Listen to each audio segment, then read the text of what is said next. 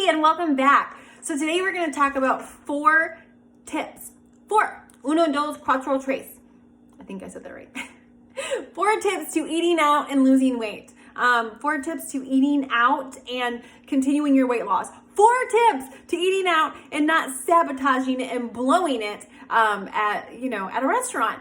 As a former weight loss failure, I used to really struggle when it came to eating out and losing weight. Like, I would be okay if I was at home and doing my own meal prep and planning my own meals. But as soon as I would go out, all of a sudden, all bets were off, and I just really struggled in this area. And when I started using these 4 tips, when you go from a weight loss failure to succeeding, you kind of have to figure out what wasn't working and what's going to work, right? Because if you don't figure out what's going to work, then I was just going to stay stuck and stay morbidly obese. So these 4 tips we're going to talk about are not only do they work for helping you lose weight, but they work for helping you maintain your weight loss. Because have you ever lost weight? You lose 5 pounds and then you go find it again. Like, isn't that the worst? And for me, when I found those 5 pounds, he always brought a couple buddies with him. Like, I would lose 5 and then gain 7. It was like, what the frick? And so anyway, without further ado, let's dive in to the 4 tips for eating out and still losing weight. All right, number 1, don't go to the restaurant starving. All right. And I know this goes against like most of what we think. Like, we think like if we're going out to eat, we need to show up at the restaurant hungry. And yes, you do, kind of. However, if you're trying to lose weight, restaurant food is some of the worst food you can eat. It has lots of hidden calories in it and all of that stuff. And so you don't want to go to the restaurant starving. If you go to the restaurant starving, you're going to overeat. You make different decisions for food when you're a little hungry and when you're starving. Have you ever went to the grocery store starving and you come out with so much food? Or this one, you sit in the parking lot and you reach back in the back and you open up like a bag of chips or a bag of cookies or whatever, you're like eating them on the way home. Bad decision, but you're starving, you're hungry. And so you make worse decisions when you're starving and when you're hungry. So don't go to the restaurant starving. Eat something on the way there, a protein bar, some baby carrots, an apple, a couple rice cakes, whatever it is. Now, don't go through the drive-thru at McDonald's on the way there. You're like, well, Carmen, I'll just go through and get a Big Mac. No, that's not what I'm talking about. Eat a low-calorie food that's going like a veggie. Like, a good one for me is I'll chop up a cucumber. I'll peel the cucumber, chop it up. If it's an English cucumber, I leave the skin on, or I wash the cucumber really good, leave the skin on. That is going to take my body a little while to process. When you eat a vegetable like that, cauliflower, broccoli, cucumber with some seasoning, it's gonna rev your metabolism up as well, because your body has to work harder to process that, right? So now your body is full, or it's kind of full, your stomach's kind of full, your metabolism is revved up because it's processing these fibrous veggies. And so that's a really great time to go into eating at a restaurant, is when your metabolism is working hard and you're not hungry. All right. But you could do a protein bar. You could do, a rice cake. You could do a fiber one brownie, anything that's going to help fill your stomach. Your stomach has a capacity. So if your stomach is empty, you're going to be able to shove more crappier food in it. If your stomach is partially full, you're not going to be able to eat as much at the restaurant, which is the goal. So number 1 is don't go to the restaurant starving. Number 2, drink water on the way to the restaurant and during the meal. Water is going to help your body process through any of the stuff you're eating. So if you're eating a cheeseburger, or you're eating nachos, or you're eating whatever, hopefully you're going to make a little bit better of a choice when you're going out to eat and you're trying to lose weight. But make sure you're drinking water. For me, I try to drink water out of a straw. So sometimes they automatically give you one, sometimes they don't. I will ask for one. I'll say, hey, do you have a straw? Because you will drink, studies have shown you will drink more ounces of water when you have a straw than when you don't. And so specifically when I'm at a restaurant, I will always ask. Plus, I don't really like drinking out of the cups. I'd rather drink out of, I feel like a straw is more sanitary. But that's a completely different reason. But if you're drinking out of a straw, you're going to typically drink more fluid ounces. So number 1 with water, it's going to help your body, process through the food quicker. Number 2, it's when your cells are healthy and they're not dehydrated, everything works better. When your body is dehydrated, it does not function as well. Everything starts to slow down, including your metabolism. When you're thirsty, sometimes your body will confuse dehydration for boredom. And so it helps fill your stomach, it helps your body process things quicker, and overall, it just helps your body function at a healthy rate when you're drinking the right amount of water. And it helps fill up your belly so you're not shoving it full of food, all right? Number 3, skip the bread basket. Skip it. Skip it. And so if it's just me and my husband going out to dinner, sometimes I'll ask him, I'll say, hey, do you want the bread basket? Now, my husband is not one to turn down free food, ever. And so most of the time he's like, yes, I want the bread basket. Then I just have to use my self-discipline muscle. But sometimes he'll be like, no, I don't really want the bread basket. And I'll say, hey, don't worry about the bread basket. We don't want it. And I won't have him bring it to the table. But I can remember one specific time that just sticks out in my head. We were at Red Lobster and they have those amazing cheddar garlic biscuits. And they come, as they're walking to the table, they waft them in front of you and you can smell them. Oh, they're so good. And I was like, hey babe, do you just want to skip the bread basket? And he was like, don't they have those really good biscuits here? And I was like, well, yeah, but they're a lot of calories. And he was like, no, we're not skipping the bread basket. I was like, really? Okay, that's fine. Because I can't expect him to do it just because I'm doing it. So he gets the bread basket. He ate, I think there was 4 biscuits in the basket. He ate all 4 of them and then asked for a second basket. I was like, you are the devil right now.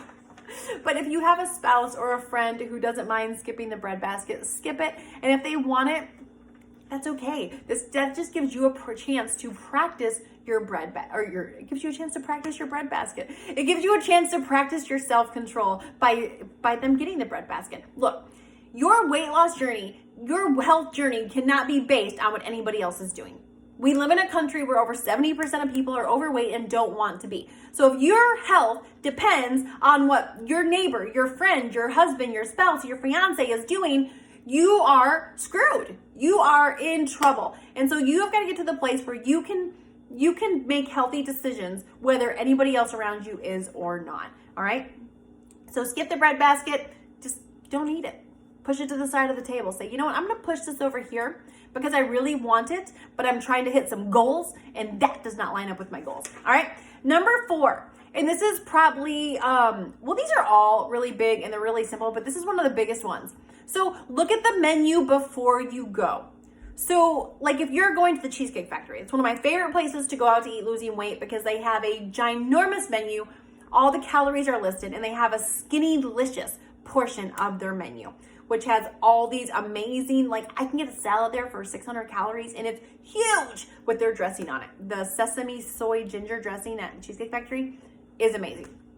And so anyway, I will look at the menu. If you pull up the menu, Cheesecake Factory nutritional menu, McDonald's nutritional menu, Taco Bell nutritional menu, wherever it is that you're going out to eat, and you pull Applebee's nutritional menu, Ruth's Chris Steakhouse nutritional menu, and I will make the decision of what I'm getting before I go.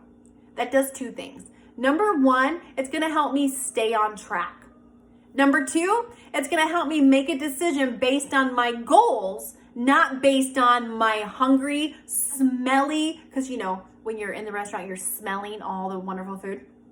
Oh, it's going to help me I have a hair stuck to my lip. It's going to help me make a decision based on my goals, not based on my feelings. And when you make a decision based on your goals, you will make a good decision.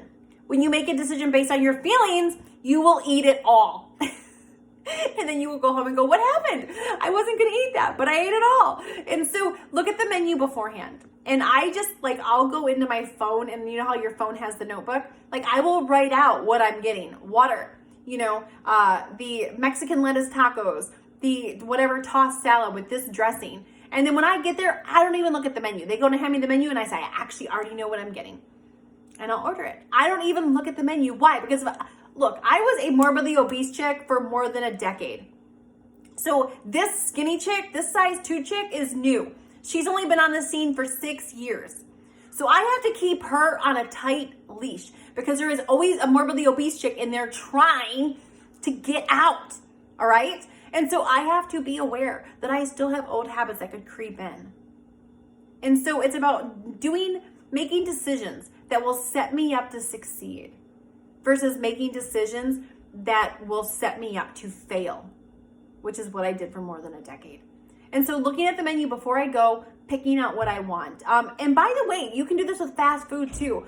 If you know you're going to be on a road trip or you know you're going to be going to fast food, look up the calories.